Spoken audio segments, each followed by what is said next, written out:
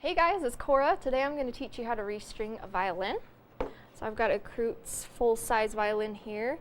We sell Kreutz here at Booth Music, and I'm going to be using dominant strings.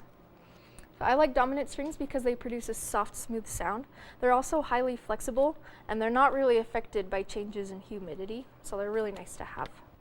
So in your package of strings, there's going to be 4 little individual packets that has each of the strings in them, and it will tell you which strings they are. So you just have to look at the top there and it will tell you. Your brand may not have that, so just follow the instructions that it has on your packet. It could just be color coded and they're all in one bag, but the dominant strings are all individually packaged. So I like to start with my E string just because it's the thinnest string. I like to get that one out of the way. And something you really need to know, this is really important, when you are restringing a violin, do not take all 4 strings off at once, because there's a sound post inside the violin, and if you take all of the strings off at once, the tension is gone and it's more likely to fall. So let's go ahead and start with this E string. So you're going to loosen, you can see, if you're turning it this way, you're tightening it. If you're turning it this way, you're loosening it. So you want to make sure you're turning it this way. And then you'll loosen the A string just a little bit, not too much, just so you can move it out of the way. And I'll show you.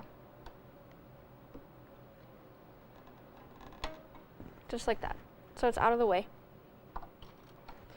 Alright, so I'm trying to show you and do it at the same time. But you'll just pull the string out of the peg, like so.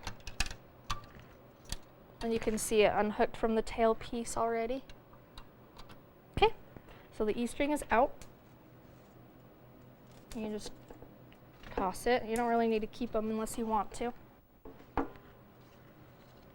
And on the dominant strings, the E string comes with this little packet. It's going to have 2 tiny little pieces, so be super careful when you're opening it up. And they're tiny. So you're going to have the little end ball. Sometimes it comes with 2 of these little things. I don't know if you can even see that, but it's just this little piece that goes on the string. It's going to go over your bridge.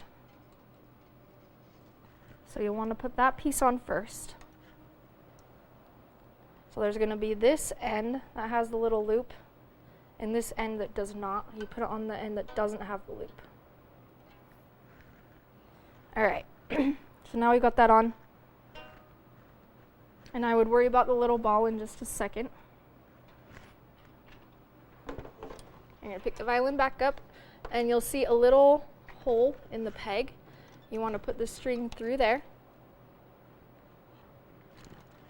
And then you're going to be twisting your peg upwards. Tightening it. If you turn it the other way, then you're going to have wound the string the opposite direction, and when you tune it, you're going to have to go down to tune up and up to tune down. So make sure when you're restringing it, you're twisting up. Alright, and then this is the trickiest part. You have this little tiny ball, and you got to get it in that loop. Alright, so now you have the ball on there. And make sure you find where that little rubber piece went, because you're going to want it to go right over the bridge, and then you can put that string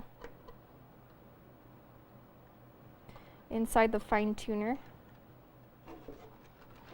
Sometimes you got to readjust how tight or loose it is while you're doing it, and that's okay.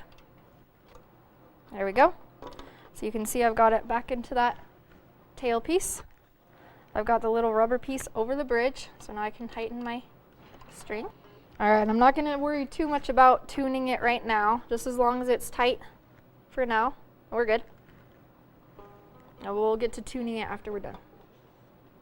Alright, so now I'm moving on to the A string. Disconnect it from the tail piece, and there you go, discard that. Loosen the D string just a little. You can move it to the side. Okay. So then you'll go back to your packages, find the one that says A. The A string's easier because you don't have that little rubber piece or the end ball. So now we can go ahead and put the A string in. Again, with the peg, look for that little hole. Slip it on in there. And twist up. Remember to twist us up, not down. Alright, and since we don't have to put the little end ball in, it's a little bit faster. Put it right in the tailpiece. And you're good. Tighten it up just a little bit. Make sure it's back in the little groove on the bridge.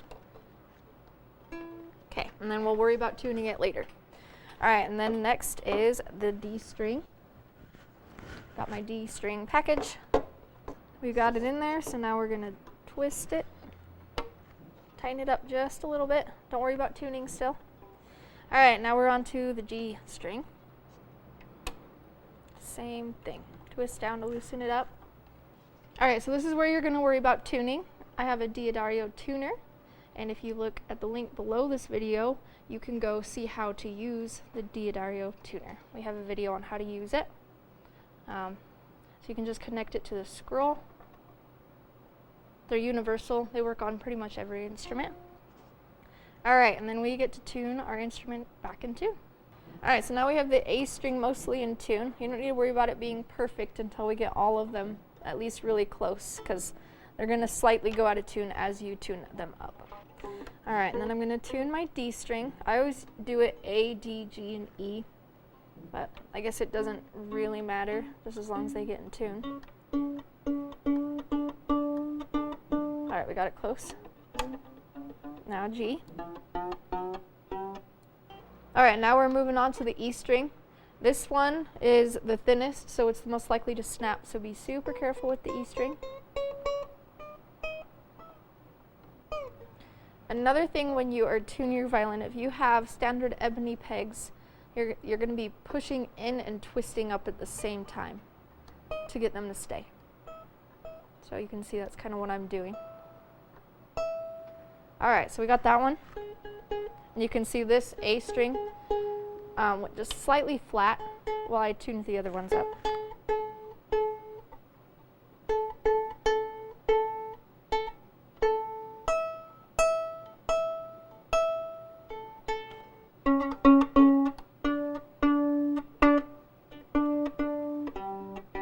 And that G is pretty good.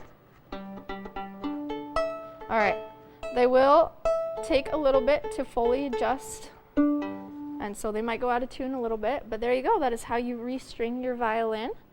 You want to make sure if you're playing regularly that you change your strings about every 9 to 12 months.